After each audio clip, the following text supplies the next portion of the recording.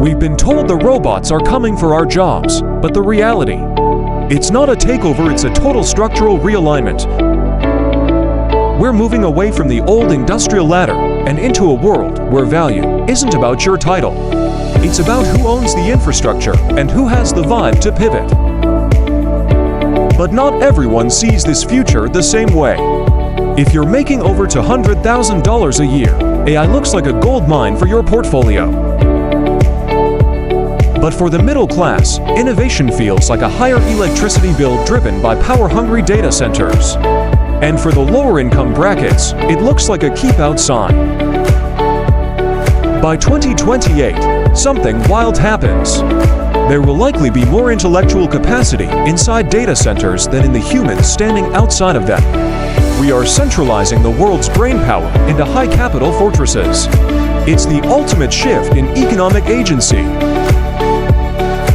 In today's narrative economics, a good story is worth more than a good product. Why do tech CEOs talk about existential risks and AI apocalypses? It's a marketing play. By catastrophizing the future, they position themselves as the only safe hands for your money, pulling in billions in cheap capital based on vision alone. But the math is getting scary. High-tech firms are trading at 155 times their earnings. To justify those prices, they need to find an extra $1 trillion in revenue or fire everyone to save costs. If they don't hit those marks in 3 years, expect a 70% market crash. So, is the job apocalypse here? Not quite. US unemployment is still low, and business startups have doubled. Look at vibe coding. Developers aren't writing every line anymore. They're using natural language to direct the AI. The human becomes the architect, while the machine does the grunt work. And here's the plot twist. The university degree is losing its grip. Because someone has to build the grids for those AI brains. We're seeing a massive boom in vocational skills. Welders, plumbers, and carpenters are now more automation-proof than many office workers. Meanwhile, tech has made starting a business so cheap that 50 students can launch 50 startups on graduation day. But where are all these robots? Right now, they aren't in your living room, they're in the warehouse. One e-commerce giant alone uses 1 million robots. That's 2.5 times more than the rest of the US combined. It's allowed them to double their output without hiring a single extra person. They've perfected the art of high-density sorting behind closed doors. What about those humanoid butlers serving drinks in tech demos, mostly marketing hype?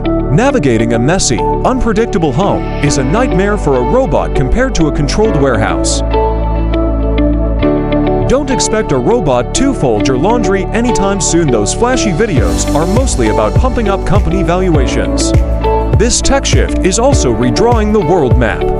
For the first time, global sentiment is shifting away from the US toward competitors like China. Why? Because the results are visible. China is now home to the fastest-growing car company in history, producing EVs with nearly 100% Western quality.